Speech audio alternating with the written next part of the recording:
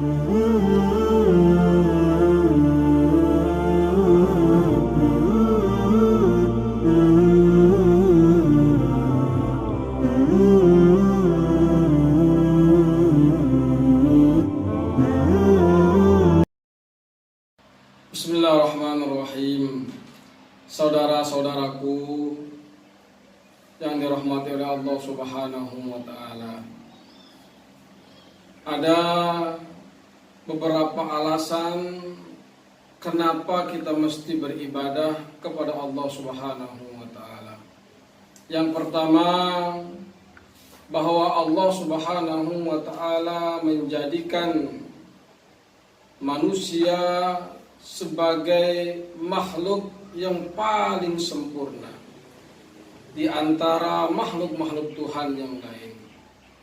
Manusia diberikan akal, diberikan hati, diberikan naluri, yang semua potensi-potensi itu tidak diberikan kepada makhluk-makhluk Tuhan yang lain.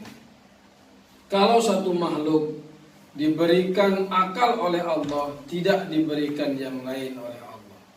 Kalau makhluk yang lain diberikan nafsu oleh Allah, tidak diberikan akal oleh Allah. Tetapi manusia diberikan semuanya, sehingga manusia memiliki semua potensi-potensi untuk menjadi wakil Tuhan di muka bumi ini. Maka tidak berlebihan ketika Allah Subhanahu wa Ta'ala menjadikan manusia sebagai khalifah fil ardi, yang menjaga ekosistem dunia agar berjalan sebagaimana mestinya dengan berbekal potensi-potensi yang sangat luar biasa itu.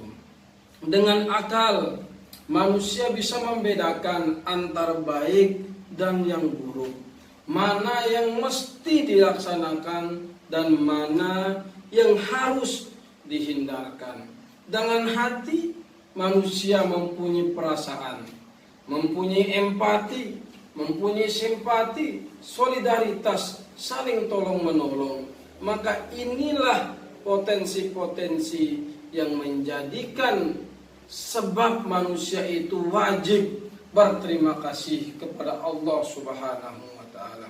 Belum lagi kalau kita menghitung dalam bentuk fisik, Allah memberikan kita mata untuk melihat betapa besar kenikmatan mata ini, sehingga Allah menantang seorang yang ingin menimbang mana lebih besar nikmat penglihatan dengan ibadah 500 tahun.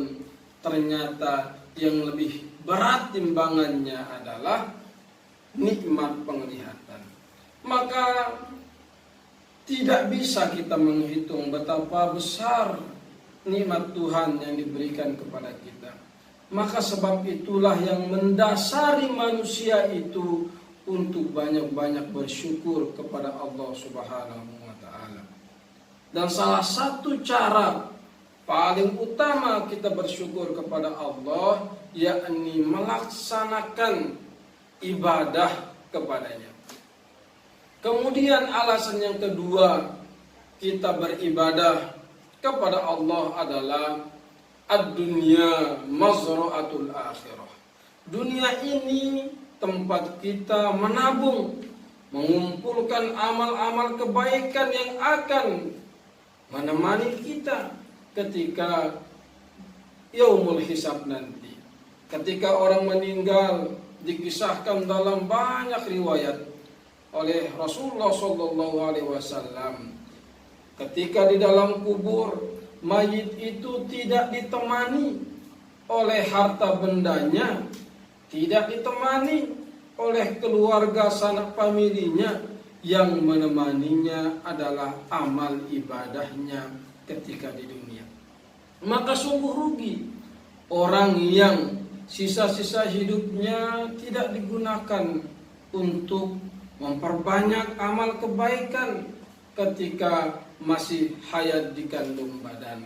Untuk itu, saudara-saudaraku dimanapun berada yang dirahmati oleh Allah Subhanahu wa Ta'ala, dalam momentum Ramadan kali ini yang beda dengan biasanya, di mana kondisi situasi yang tidak baik saat ini, yang dimana kita dilanda oleh penyakit yang tentunya sebagai orang beriman meyakini penyakit itu adalah dari Allah dan mempunyai hikmah yang sangat besar.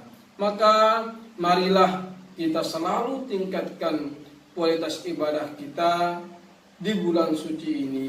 Jangan sampai situasi dan kondisi yang tidak menentu ini menjadikan kualitas dan kuantitas ibadah kita menjadi berkurang.